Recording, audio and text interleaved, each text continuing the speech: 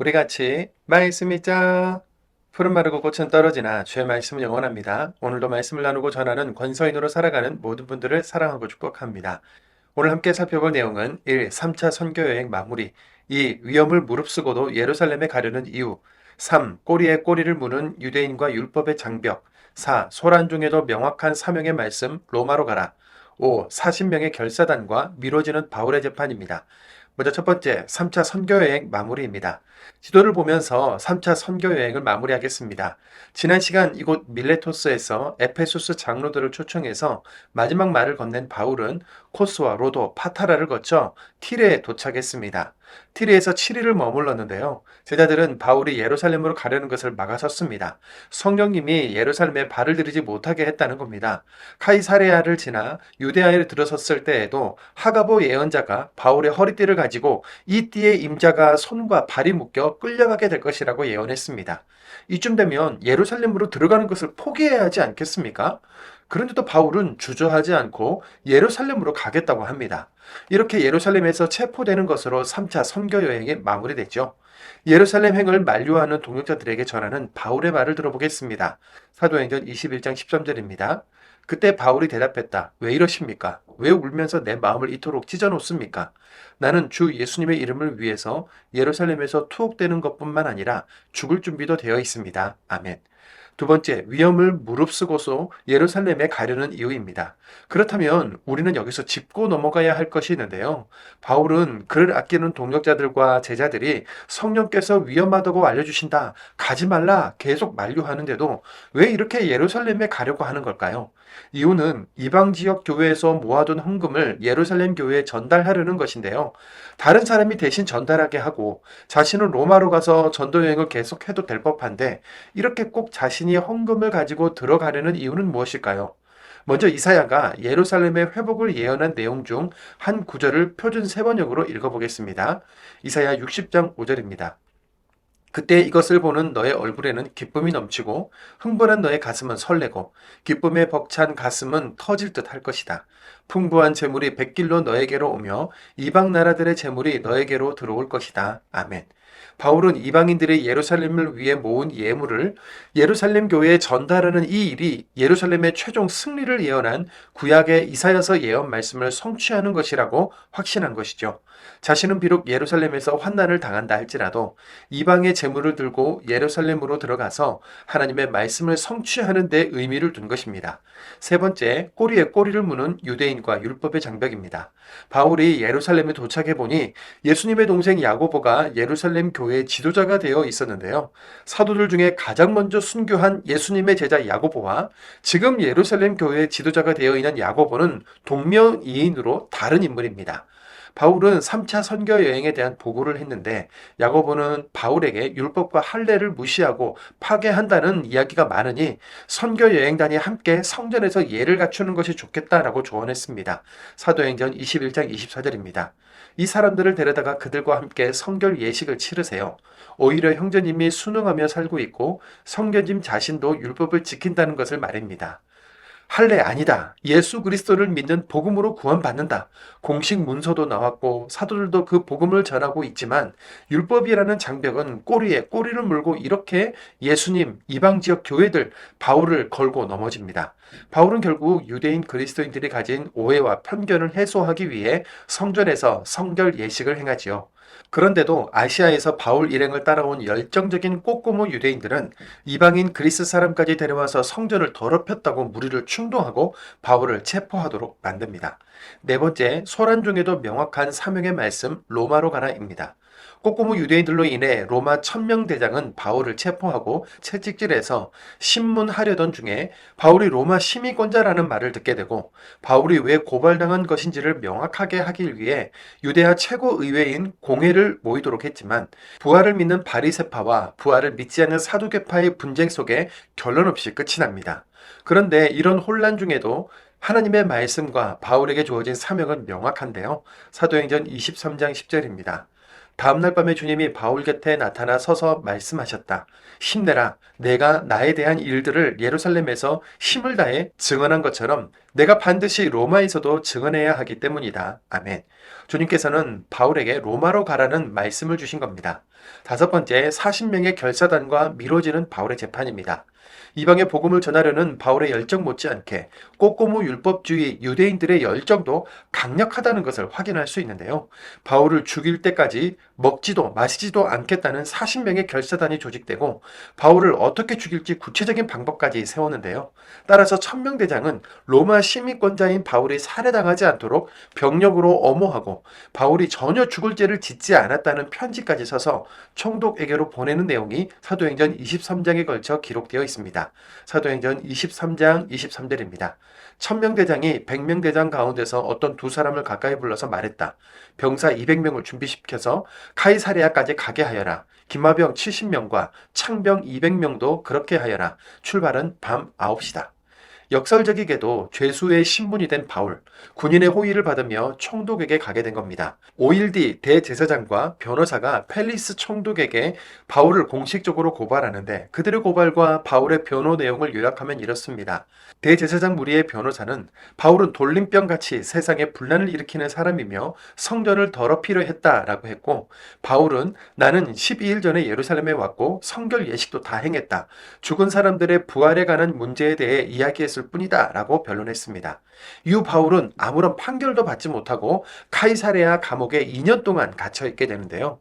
펠리스 총독이 바울에게 예수를 믿는 믿음에 대해 들으면서도 한편으로는 바울에게 돈을 받으려는 속셈으로 판결 없이 계속 시간을 끌었기 때문입니다. 그 사이에 베스토라는 총독이 새로 부임하면서 오늘 본문이 끝나지요. 하나님 나라의 일을 하는데 왜 이렇게 고난이 많은지, 바울은 우리와 다른 힘과 능력을 지녀서 그냥 쉽게 사명을 감당하는지 이런저런 질문들이 올라오지요. 성경을 읽으면서 질문이 올라오는 것은 좋은 일입니다. 그래야 아브라함, 이삭, 바울의 하나님 이야기가 아니라 나와 하나님의 이야기가 될 수 있기 때문인데요. 오늘은 말씀을 읽고 하나님께 솔직한 질문이나 감사의 고백을 드려봅시다. 사도행전 21장. 우리는 그들한테서 떨어져 나와 뱃길에 올라 직행할 코스로 갔다. 다음날 로도스에 닿았고 거기로부터 파타라로 갔다. 그리고 페니키아로 건너가는 배를 만나서 그 배를 타고 떠났다. 키프로스가 보이는 데에 이르러서 우리는 그 섬을 왼쪽에 두고서 시리아로 계속 항해하여 티레에 다다랐다. 그곳에다 그 배는 짐을 내려야 했기 때문이다. 우리는 제자들을 찾아내어 그곳에 7일을 머물렀다. 그들은 성령님에 힘입어 바울에게 말하기를 예루살렘에 발을 들여놓지 말라고 했다. 머물 날들이 다 지났을 때 우리는 다시 떠나서 가던 길을 계속 가게 되었다. 그때 그들은 모두 아내들과 아이들과 함께 우리를 도시 바깥까지 바래다 주었다. 우리는 해변에서 무릎을 꿇고 기도했다. 서로 작별 인사를 나누고 우리는 배에 올라탔고 그 사람들은 자기네 집으로 돌아갔다. 우리는 티레를 떠나 항해를 마치고 프톨레마이스에 다다랐다. 거기서 우리는 형제 자매들에게 인사를 하고 하루를 그들 곁에서 머물렀다.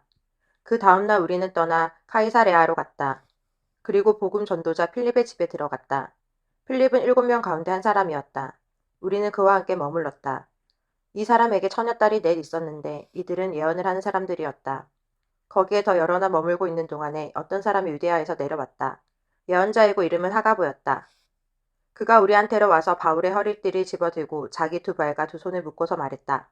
이것은 성령님이 하시는 말씀입니다. 이 허리띠 임자를 예루살렘에서 이렇게 묶을 겁니다. 유대아 사람들이 말입니다. 그리고 다른 민족들 손에 넘겨줄 겁니다. 이런 말을 들었을 때 우리 자신들은 물론 그 자리에 있던 사람들도 바울에게 거듭 권하기를 예루살렘으로 올라가지 말라고 했다. 그때 바울이 대답했다. 왜 이러십니까? 왜 울면서 내 마음을 이토록 찢어놓습니까? 나는 주 예수님의 이름을 위해서 예루살렘에서 투옥되는 것뿐만 아니라 죽을 준비도 되어 있습니다. 바울이 설득되지 않았으므로 우리는 주님의 뜻이 이루어지기 바랍니다라는 말만 하고 입을 다물었다. 이런 날들을 보낸 뒤에 우리는 채비를 갖추어 예루살렘으로 올라갔다. 카이사레아 출신 제자들 가운데서도 몇 명이 우리와 함께 갔다. 그들이 우리를 문하손의 집으로 데려가서 거기서 우리가 손님으로 묵도록 했다. 문하손은 키프로스 사람으로 아주 오래된 제자였다. 우리가 예루살렘에 도착했을 때 형제 자매들이 우리를 반갑게 맞아주었다. 다음날 바울은 우리와 함께 야고보한테로 찾아갔다. 장로들도 모두 거기에 있었다. 바울이 그들에게 인사를 했다. 그러고는 자기의 섬김을 통하여 하나님이 다른 민족들 가운데서 행하신 일들을 하나하나 자세히 이야기해 주었다. 그들은 듣고서 하나님께 영광을 돌렸다. 그리고 바울에게 말했다. 보아서 아시다시피 형제님, 유대야 사람들 가운데 이미 믿고 있는 사람들이 수만 명이나 됩니다. 그들은 모두 율법에 열심인 사람들입니다. 그런데 그들이 형제님에 대해서 들은 말은 이렇습니다.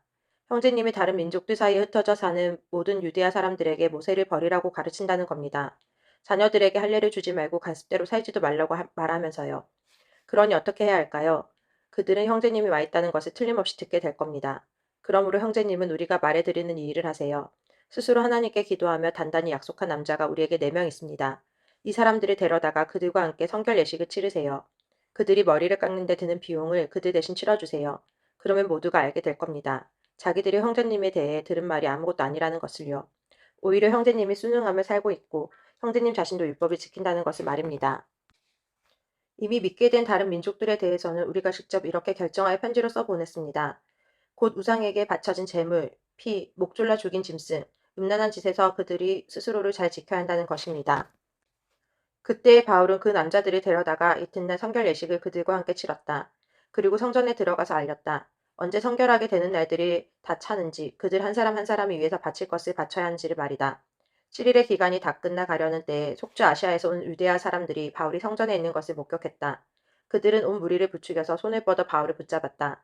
그러면서 외쳤다. 이스라엘 사람 여러분 도와주세요. 이자는 백성과 율법과 이곳을 거슬러서 누구에게든 어디서나 가르치는 사람입니다. 게다가 그리스 사람들까지 성전에 데리고 들어와서 이 거룩한 곳을 더럽혀 놓았습니다. 그들이 에페소스 사람 트로피모스가 바울과 함께 시내에 있는 것을 이미 보았기 때문이다. 그들은 바울이 그 사람을 성전으로 데리고 들어갔다고 생각하고 있었다. 온 도시가 술렁거렸고 백성이 한꺼번에 달려들었다. 그리고 그들이 바울을 붙잡아 성전 바깥으로 끌어냈다. 그러자 곧장 성전 문들이 닫혔다. 사람들이 바울을 죽이려고 하고 있었다. 그때 로마 부대의 천명 대장에게 온 예루살렘이 혼란에 빠져 있다는 보고가 올라갔다. 그는 즉시 병사들과 100명 대장들을 이끌고 그들이 있는 곳으로 달려 내려갔다. 그러자 그들이 천명 대장과 병사들을 보고서 바울을 때리던 것을 멈추었다. 그때 천명 대장이 가까이 가서 바울을 붙잡아 사슬 둘로 묶으라고 명령했다. 그리고 그가 누구인지 무슨 일을 했는지 조사했다. 그런데 무리 가운데서 사람마다 이러쿵저러쿵 다른 소리를 내고 있었다. 천명 대장은 소란 때문에 상황을 정확히 알 수 없었다. 그래서 그는 바울을 부대 안으로 끌고 가라고 명령했다. 바울이 계단에 다다랐을 때 병사들이 바울을 떠매고 가야 하는 상황이 발생했다. 무리가 폭력적으로 굴었기 때문이었다. 아주 많은 백성이 따라가면서 그를 없애버리시오 하고 외쳐댔던 것이다. 병사들이 바울을 부대 안으로 막 끌고 들어가려고 할 때 바울이 천명대장에게 말한다. 제가 천명대장님께 한 말씀 드려도 되겠습니까? 천명대장이 말했다. 당신은 그리스 말을 할 줄 아시오? 그렇다면 바로 당신이 그 이집트 사람 아니오? 일전에 반란을 일으키고서 4,000명의 칼자비를 광야로 이끌고 나간 그 사람 말이오. 바울이 말했다. 나는 유대아 사람입니다. 길리기아의 타르수스 출신입니다. 시시한 도시의 시민이 아닙니다. 부탁드립니다. 내가 백성한테 말하는 것을 허락해 주십시오. 그가 허락하자 바울이 계단 위에 서서 백성에게 손짓을 했다. 그들이 아주 조용해지자 바울이 히브리 말로 연설하여 말했다. 사도행전 22장 형제 자매님들과 어르신들 여러분, 여러분에게 지금 제가 변호하는 말을 들어보십시오. 히브리 말로 바울이 연설하는 것을 듣자 그들은 더욱 조용해졌다. 바울이 말을 잇는다. 저는 유대아 사람입니다. 태어난 것은 길리기아의 타르수스에서이지만 자란 것은 바로 이 도시에서입니다. 가말리엘 선생님 밑에서 조상들의 율법에 엄격함을 따라서 교육받았습니다. 저도 하나님을 섬기는데 열심인 사람입니다. 바로 여러분 모두가 오늘 그러하신 것과 마찬가지입니다. 저는 이 믿음의 길을 박해하여 사람들이 죽게까지 했습니다. 남자든 여자든 붙잡아 묶어서 감옥에 넘겨주었습니다. 대제사장님도 저를 증언해 주실 수 있고 올레 전체도 그렇습니다. 저는 그분들에게 편지까지 받아서 다마스쿠스에 있는 형제 자매들한테로 가고 있었습니다. 거기 있는 사람들을 묶어서 예루살렘으로 끌고 와 처벌받게 하려는 것이었습니다. 제가 길을 가는 중에 다마스쿠스에 가까워지고 있던 종호쯤 일어난 일입니다. 이때 갑자기 하늘로부터 환한 빛이 번쩍하며 저를 둘러 비추었습니다. 저는 땅바닥에 쓰러졌습니다. 그리고 저에게 말하는 목소리를 들었습니다. 사울아, 사울아, 왜 나를 박해하느냐? 제가 대답했습니다. 당신은 누구십니까, 주님? 그러자 그분이 저한테 말씀하셨습니다. 나는 바로 내가 박해하는 나사렛 예수다. 그런데 저와 함께 있는 사람들은 그 빛은 보았지만 저에게 말씀하시는 분의 목소리는 듣지 못했습니다. 제가 말씀했습니다.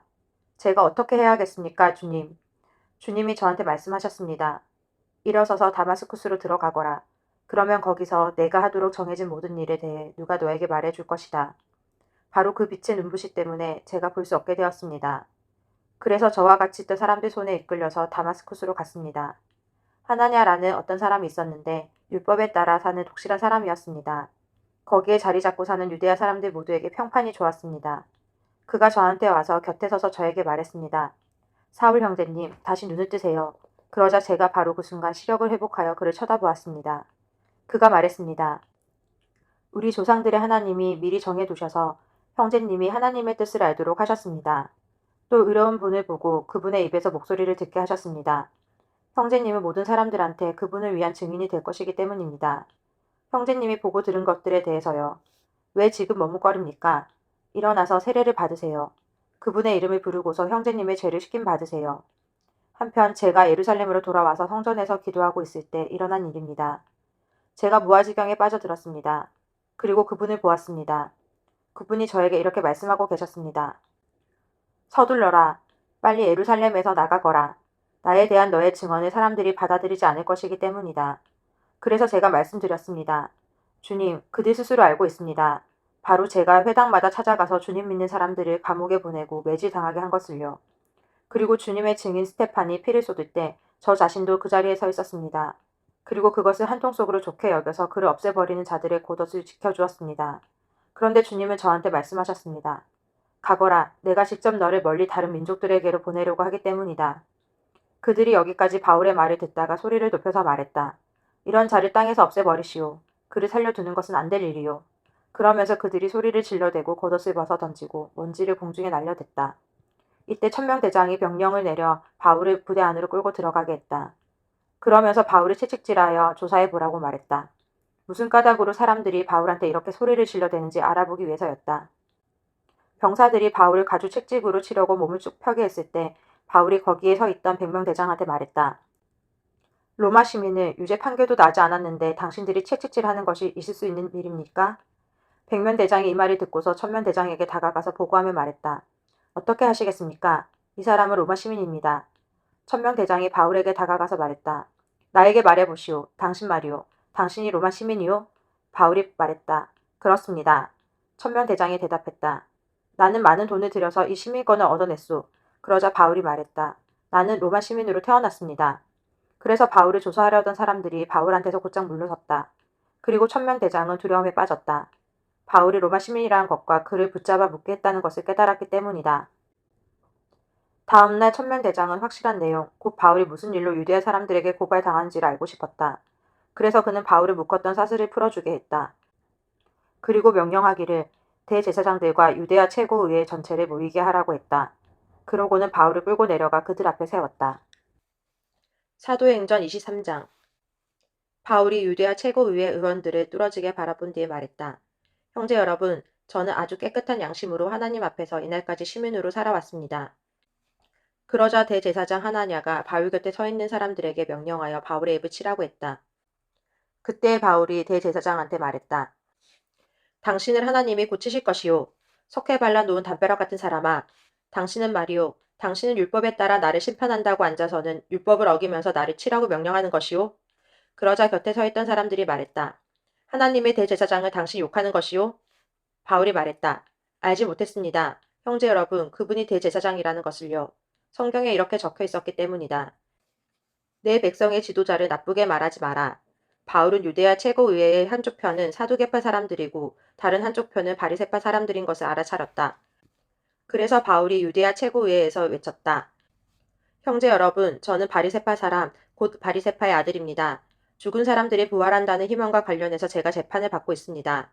바울이 이 말을 했을 때 바리새파 사람들과 사두개파 사람들 사이에 분쟁이 일어났다. 그리고 군중이 둘로 갈라졌다. 사두개파 사람들은 부활도 없고 천사나 영도 없다고 주장하는데 바리새파 사람들은 둘 다 있다고 인정하기 때문이다. 그래서 아우성이 크게 터져 나왔다. 또 바리새파 사람들 편에 속한 율법학자들 가운데 몇 명이 일어나서 거칠게 눈박하며 말했다. 우리는 이 사람에게서 아무런 잘못도 찾지 못하겠소. 만일 영이나 천사가 그에게 말해준 것이라면 어떻게 하겠소? 분쟁이 매우 심해지자 천명대장은 그들이 바울을 찢어놓을까 두려웠다. 그래서 천명대장은 병사들에게 명령하기를 내려가서 그들 가운데에서 바울을 빼내어 부대 안으로 데려가라고 했다. 다음 날 밤에 주님이 바울 곁에 나타나 서서 말씀하셨다. 힘내라. 내가 나에 대한 일들을 예루살렘에서 힘을 다해 증언한 것처럼 내가 반드시 로마에서도 증언해야 하기 때문이다. 날이 밝자 유대아 사람들이 비밀 모의를 하여 엄숙히 맹세했다. 그들이 말하기를 자기들이 바울을 죽일 때까지는 먹지도 마시지도 않겠다고 했다. 이런 모의를 꾸민 사람이 40명이 넘었다. 그들이 대제사장들과 원로들에게 다가가서 말했다. 우리는 엄숙히 맹세하고 맹세하기를 바울을 죽일 때까지는 어떤 음식도 입에 대지 않기로 했습니다. 그러므로 이제 대제사장님들과 원로님들은 유대와 최고의회와 함께 천명대장에게 청원하여 바울을 대제사장님들과 원로님들 앞에 끌어내달라고 하십시오. 바울에 대한 일들을 더 찬찬히 알아보려는 것처럼 하시면서요. 우리는 바울이 가까이 오기 전에 그를 없애버릴 준비가 되어 있습니다. 바울의 누이의 아들이 그들의 매복 소식을 듣고서 부대에 이르러 안으로 들어가서 바울에게 그 사실을 알렸다. 그러자 바울이 100명대장 가운데 한 명을 곁으로 불러서 말했다. 이 청년을 천명대장님한테 데려가 주세요. 그에게는 천명대장님에게 알려드릴 일이 있습니다. 그래서 그 100명대장이 그 청년을 데리고 천명대장한테 갔다. 그리고 말한다. 죄수 바울이 저를 곁으로 불러서 이 청년을 천명대장님한테 데려가 달라고 요청했습니다. 그 청년에게는 대장님에게 말씀드릴 것이 있다고 했습니다. 그러자 천명대장이 그 청년의 손을 잡고서 따로 물러나서 물어보았다. 나에게 알려줄 일이 무엇이냐? 청년이 대답했다. 유대아 사람들이 뜻을 모아 내일 바울을 유대아 최고의회로 끌어내 주실 것을 천명대장님에게 요청하기로 했습니다. 바울에 대해 유대아 최고의회가 뭔가 더 찬찬히 알아보려는 것처럼 하면서요. 그러나 대장님은 그들 말에 설득당하지 마십시오. 바울을 노려 매복하고 있는 사람이 그들 가운데 40명이 넘습니다. 그들은 엄숙히 맹세하기를 바울을 없애버릴 때까지는 먹지도 마시지도 않기로 했습니다. 그리고 지금 그들은 준비를 갖추고 대장님한테서 지시가 떨어지기만을 바라면서 기다리고 있습니다. 그래서 천명대장은 그 청년을 놓아보내면서 명령했다. 나한테 이 사실을 알려주었다는 것을 아무에게도 입 밖에 내지 마라. 천명대장이 100명대장 가운데서 어떤 두 사람을 가까이 불러서 말했다. 병사 200명을 준비시켜서 카이사랴까지 가게 하여라. 기마병 70명과 창병 200명도 그렇게 하여라. 출발은 밤 9시다. 탈 짐승도 제공해서 바울을 태워 펠릭스 총독님께로 안전하게 데려가도록 하여라. 그는 한 통의 편지를 썼는데 이런 내용이었다. 클라우디우스 리시아스입니다. 존귀하신 펠릭스 총독님께 편지 올립니다. 안녕하신지요. 이 사람을 유대아 사람들이 붙잡아서 막 없애버리려고 하고 있을 때 제가 병사들을 이끌고 들이닥쳐 건져냈습니다. 그가 로마 시민이라는 것을 알게 되었기 때문입니다. 그들이 무슨 까닭으로 그를 고발하는지 그 까닭을 알아내고 싶었습니다. 그래서 제가 그를 그들의 유대아 최고의회로 데리고 내려갔습니다. 그가 고발을 당하는 것은 그들의 율법 문제에 대한 것임이 밝혀졌습니다. 그가 사형이나 투옥을 당할 만한 어떤 고발건도 없었습니다. 그런데 그 사람을 해치려는 나쁜 계획이 저에게 알려져서 제가 그를 즉시 총독님께로 보냈습니다. 그를 고발하는 사람들에게도 명하여 그를 고발할 일이 있으면 총독님 앞에서 말하라고 했습니다. 그래서 병사들은 지시받은 것에 따라서 바울을 넘겨받아 밤사이에 안디바드리로 데려갔다. 다음날 기마병들이 바울과 함께 떠나도록 한 뒤에 병사들은 부대로 되돌아갔다.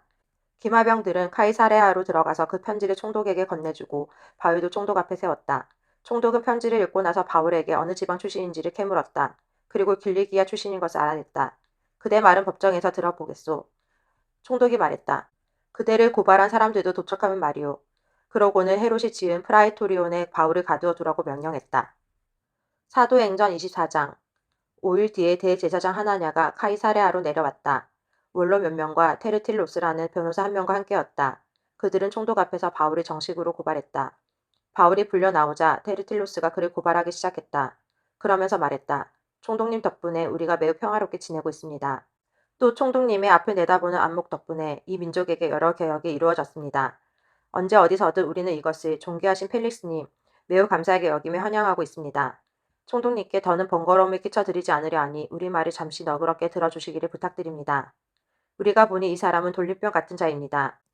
세상에 사는 모든 유대아 사람들 가운데 분란을 일으키는 자요. 나사렛 사람들 분파의 우두머리입니다. 그는 성전도 더럽히려고 했습니다. 그래서 우리가 그를 붙잡았습니다. 그 사람한테 총독님이 직접 신문해 보시면 우리가 고발하는 이 모든 것에 대해서 확인하실 수 있을 것입니다. 유대아 사람들도 힘을 실어주면서 사실이 그러하다고 주장했다. 총독이 바울에게 말을 하라고 고개를 끄덕이자 바울이 대답했다. 여러 해 전부터 총독님이 이 민족의 재판관으로 계신 것을 제가 알고 있습니다. 그래서 기쁜 마음으로 저의 일을 변호하겠습니다. 총독님이 확인할 수 있으실 텐데 저는 기껏해야 10일 전에 예루살렘에 예배드리러 올라왔습니다. 성전에서 제가 누구와 말다툼을 벌이거나 무리를 끌어모으는 것을 그들은 본 적이 없습니다. 회당들이나 시내 어느 곳에서도 마찬가지입니다. 지금 저를 고발하는 것들에 대해서 그들은 총독님께 아무 증거도 내놓을 수 없습니다. 제가 총독님께 인정하는 것은 이것입니다. 곧 그들이 분파라고 말하는 그 믿음의 길에 따라서 제가 조상이 하나님을 섬긴다는 것입니다.